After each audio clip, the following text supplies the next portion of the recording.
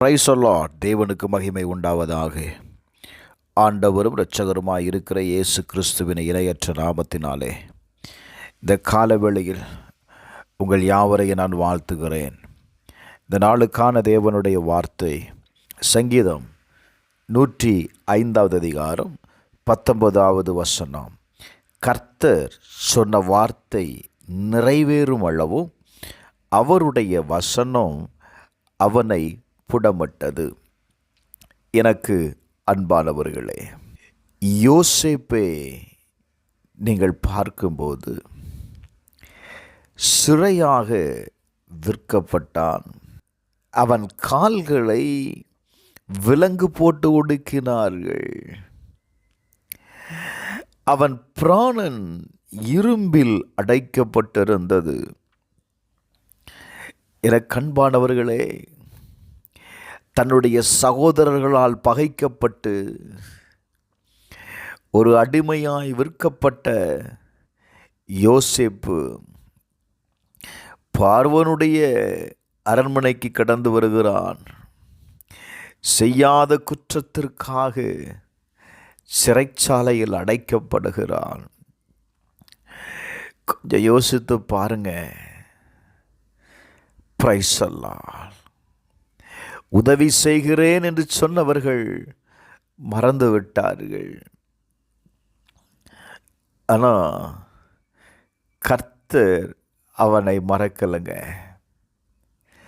அநேக நேரத்தில் நம்முடைய வாழ்க்கையில் சில காரியங்கள் நடக்கும் பொழுது நம்மால் அதை புரிந்து கொள்ள முடியாது.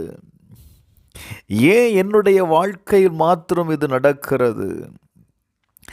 ஏன் எனக்கு மட்டும் இந்த உபத்திரவம்?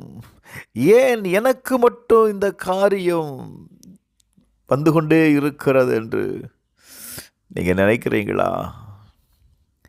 உங்கள் மேலே ஒரு தேவ திட்டம் இருக்கிறதுனால தான் சத்துருவான விடாமல் உங்களை நெருக்குகிறார்.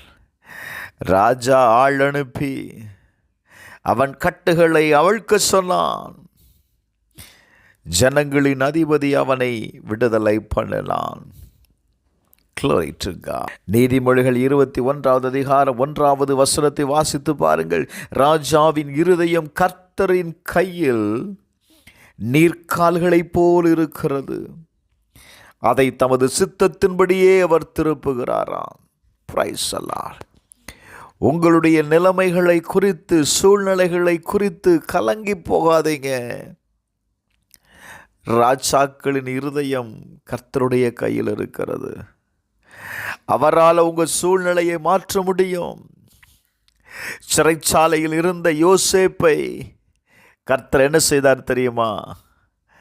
ராஜாவுடைய இருதயத்தை கர்த்தர் தொட்டார். ராஜா இப்பொழுது சிறைச்சாலைக்குள் இருக்கிற யோசேப்பை விடுதலை செய்யும்படி ஆள் அனுப்புகிறான். என அன்பானவர்களே, வேதத்தை கவனித்து பாருங்கள். வேதம் சொல்லுகிறது, அவனை தன் வீட்டிற்கு ஆண்டவனும் தன் ஆஸ்திக்கெல்லாம் அதிபதியும் ஆக்கினானாம். Glory to God. ஒரு சிறைச்சாலைக்குள் இருந்தவனை, ஒரு அடிமையாய் வாங்கப்பட்டவனை ராஜா அவனை அதிபதியாய் மாற்றுகிறான்.